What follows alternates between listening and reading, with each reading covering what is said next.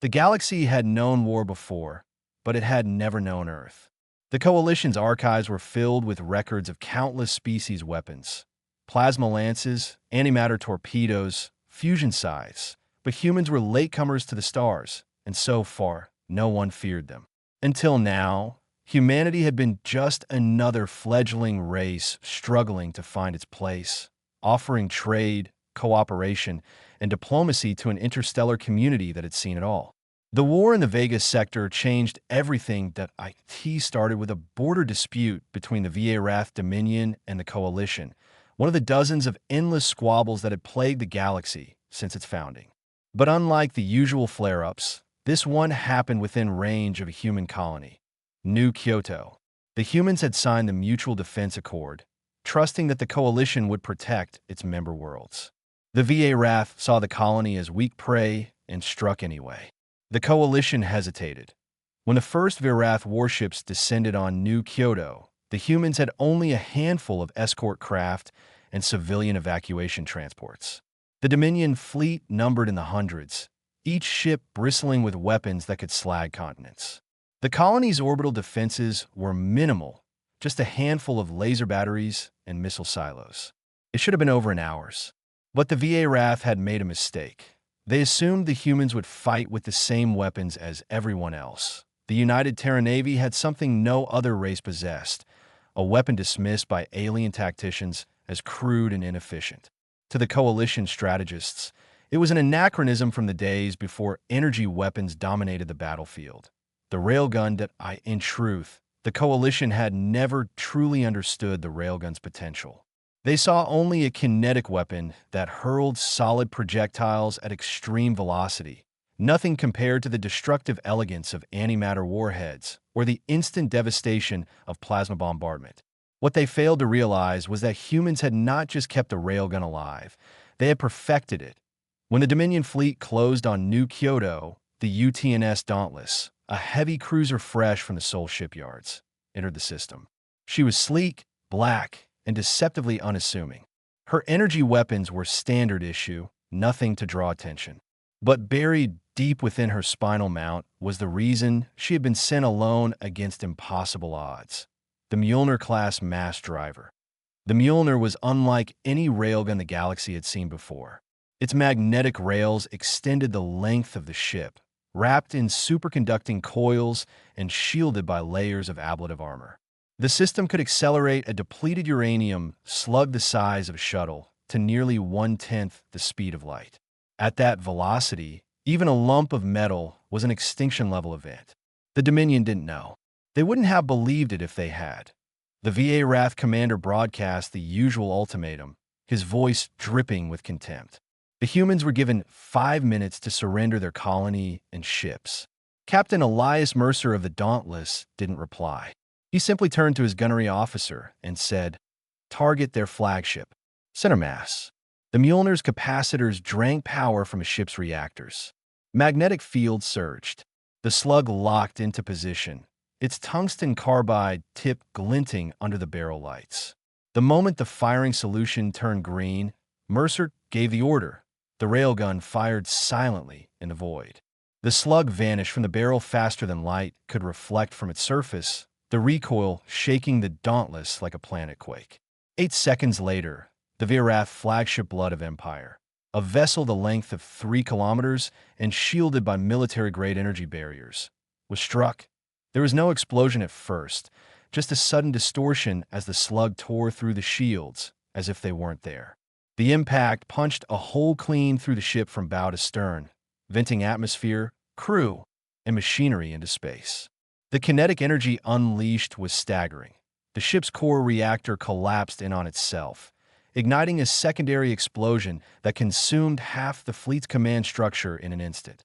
The remaining Dominion ships froze, their formations scattering in panic. Coalition observers on distant monitoring posts stared in disbelief. One shot, just one, had taken out a warship that should have been invincible. Mercer didn't hesitate. Reload. The Mjolnir could fire once every 3 minutes, and in that span, the Dominion attempted to regroup. They didn't get the chance. The Dauntless' second shot gutted another battleship, the slug passing through 2 destroyers on the way. The Coalition analysts tracking the engagement could hardly believe the sensor readings. No known weapon in their databases could deliver that kind of penetration without exotic warheads.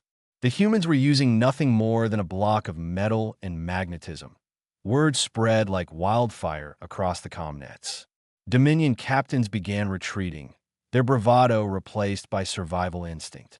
Some tried to close the distance, thinking to overwhelm the Dauntless before she could reload, but they underestimated human defensive gunnery. Point-defense railguns, smaller cousins of the Mjolnir, chewed incoming fighters and missiles to shrapnel. Within an hour, the Dominion fleet was in full retreat. Only a handful of their ships escaped, broadcasting garbled warnings to every listening post. Human weapons, projectiles unstoppable, shields useless. In the Coalition Council chambers, the debate raged for days. How had the humans developed such a weapon without anyone noticing? Some accused them of violating the Arms Limitation Treaty. Others argued that it wasn't a violation at all. After all, a lump of metal was not a banned munition. The legalists were drowned out by the strategists, who recognized the truth. The balance of power had shifted. For centuries, interstellar warfare had been shaped by energy shields and energy weapons, a predictable equation of output versus resistance. The Mjolnir shattered that equation. Shields could be tuned against plasma, deflect lasers, absorb particle beams, but they could not stop a 10-ton slug traveling at relativistic speeds. The only real defense was not to be in the slug's path. Coalition admirals scrambled to revise their doctrines. The humans, once considered minor allies, were now a strategic wildcard. Every power block in the galaxy began quietly dispatching spies to learn the secrets of railgun technology. The Dominion planned revenge, but the humans didn't rest. The Dauntless returned to Sol to a hero's welcome, and a united Terran Navy immediately began fitting Mjolnir-class drivers to its capital ships. The UTNS Titan, a supercarrier under construction, was rumored to have a triple-linked array that could fire in sequence for sustained barges. In the Outer Rim, pirate lords and warlords who had once harassed human colonies began disappearing without explanation. Wreckage found drifting in deep space told the story. Ships split clean in half, as if an invisible god had swiped through them. Captain Mercer became a living legend. His calm command during the Battle of New Kyoto was studied in war colleges, not just for his skill, but for his restraint. He had spared the Dominion colony ships when he could have annihilated them. To Mercer, the railgun was not a weapon of conquest. It was a deterrent, but deterrence has limits. The Dominion, humiliated and desperate to reclaim its standing, began amassing a fleet unlike any before. Spies reported that they were working on a new type of shield generator, one that could disperse kinetic impacts. Whether it would work was unknown, but the possibility pushed humanity to act. Within months, the Dauntless was dispatched again, this time not alone. She was joined by 3 Mjolnir-equipped battleships and a carrier group. The mission: intercept the Dominion fleet before it could threaten human space again. The two forces met in the Harkon Rift, a dead zone between stars littered with ancient debris fields. The Dominion had numbers. The humans had velocity. The first salvo crippled their forward command ships. The second broke their formation. The third ended the war. It wasn't a long battle, but it was decisive. The Coalition Council convened an emergency session to codify new treaties, ones that quietly acknowledged what every admiral now understood. Humanity was not to be underestimated. Across the galaxy, children of other worlds whispered about the humans with their impossible guns, the slugs that flew faster than thought, and the captain who never missed. The phrase began as a question: humans have railguns? But after New Kyoto and Harkon Rift, it became something else entirely. It was a warning: humans have railguns, and one shot can rewrite the galaxy.